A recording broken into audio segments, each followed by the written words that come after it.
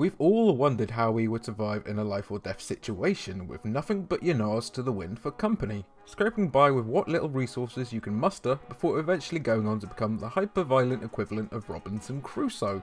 That's exactly what the best survival games do, to make you feel like the ruler of your own cultivated kingdom. While they were once in vogue in a big way, much like Battle Royale games are today, the demand for survival games isn't quite what it used to be, but those who love them really love them. There's a belief that a lot of them follow a similar blueprint, faults and all. Many survivor games launch in early access and refuse to leave for the longest time, though none of the following are guilty of that. Number 10, Green Hell. One of the newest games on this list, Green Hell has been compared considerably to The Forest. Though they both have a familiar mood and feel, it's Green Hell that is the more hardcore experience, and one that will teach you how to play it with some incredibly harsh lessons. Stranded in the unwelcoming Amazon rainforest, you must scrape by however you can, though death is never far away.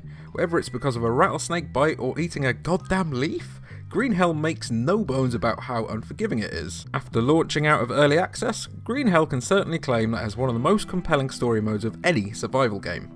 Number 9, Ark Survival Evolved. A game with a UI so hideously abrasive that we question leaving it off this list on principle alone, Ark Survival Evolved follows a similar trend to a lot of survival games, but with a more fantastical twist. Any game where you can mount a frog into battle has to at least be worth trying out though, right? You farm and you build in Ark, a similar story to plenty of its peers. However, it's in its exotic array of animals and gear that Ark comes into its own. By its very nature, Ark is a deeply silly game and Studio Wildcard have done well to embrace that. You can play it by yourself or with others, though expect the customary griefing if you decide to share a world with other players. Just absolutely do not, and we repeat do not, play it on Switch. Number 8, This War of Mine. Whether it's boots on the ground, rockets in the air, or horses in your face, we always see war games. What we don't see, however, is what happens to the innocents caught in the fallout. This War of Mine shines a light on that in a way that's uncompromising and utterly haunting. Most of the other games on this list are just silly fun by comparison to 11-Bit Studios' wildly beloved gem. In the midst of a war zone, you must do everything you can to survive, including making plenty of tough decisions. You won't forget the first time you encounter the old couple. Over time, more and more people join you at your safe house, which can change the dynamics dramatically. Some are friendly, some are abrasive, but they're all just trying to survive. If you want to turn the stakes up to 11, it's The Little Ones DLC brings children into the mix and all the stresses that come with them. Number 7, RimWorld. One of the most pioneering games of the last decade, calling RimWorld just a survival game doesn't really do it justice.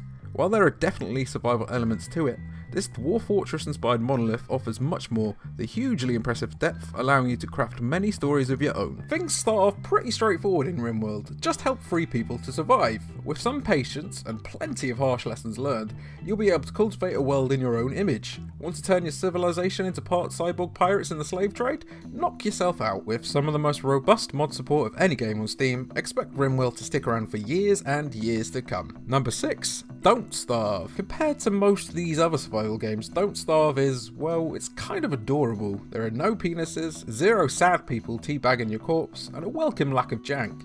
It's quite frankly refreshing, but it's actually one of the oldest entries on this list, as Klei have been steadily supporting it with tweaks and new DLC ever since it launched. You are transported to an island full of things that want to make you dead. Stop me if this is sounding familiar. However, Don't Starve distinguishes itself thanks to a misleadingly wholesome aesthetic and a steep learning curve.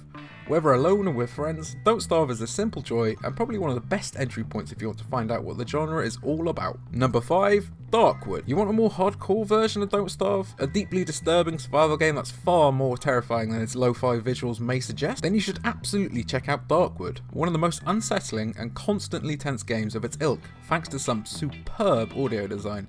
Ugh, the dog. The damn dog. The goal is simple. Survive.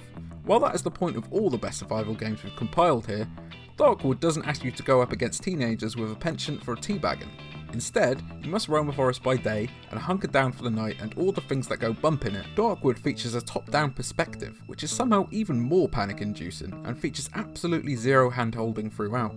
Best of luck, we also listed it as one of the best horror games ever made for a good reason. Number 4, Rust. If you're at all sensitive, don't play Rust. If you're easily frustrated, don't play Rust. If you're at all a good person, don't play Rust. Facepunch's notoriously toxic post-apocalyptic survival game is built around griefing other players just as much as it is about building itself. It's about as unwelcoming to new players as these games can get. However, if you're lucky enough to find other players who don't want to immediately kill you, despite you only having a rock, I mean, what's your problem? Rust becomes a whole lot of fun. Clans are part of the long-term gameplay of Rust, so you'll want to find some allies as soon as you can, though you can always join solo servers instead.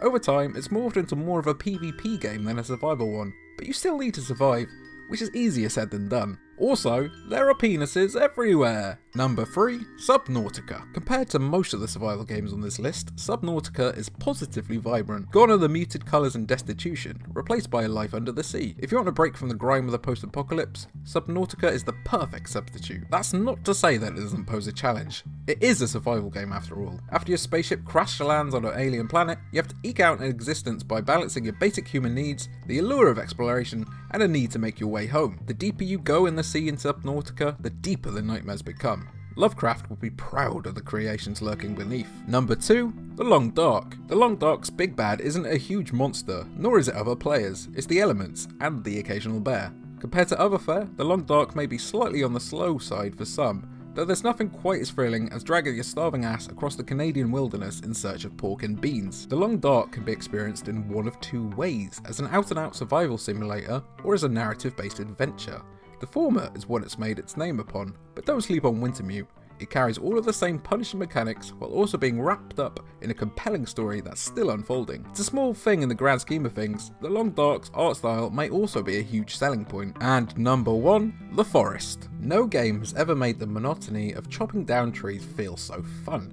The thud of your axe and the consequent falling of the tree means that although you may be doing a lot of it to try to survive against freakish enemies after your plane crashes, you will never really tire of it. An early access graduate that fully released in a relatively short amount of time, The Forest has lots going for it that its contemporaries simply don't. You must survive, but you also have to find your captive son in a story that's actually worth investing your time into. The Forest also has a sheen to it that the likes of Conan and Ark could only dream of, as well as very limited opportunities for griefing. This is the game you want to check out if you just want to do everything that the survival genre is all about. A sequel, Sons of the Forest, is due sometime soon, so you may as well check out The Forest if you haven't yet. So, that was our list. Agree? Disagree? Be sure to let us know either way down below, and be sure to also like and subscribe. It helps us out a ton. Thanks for watching.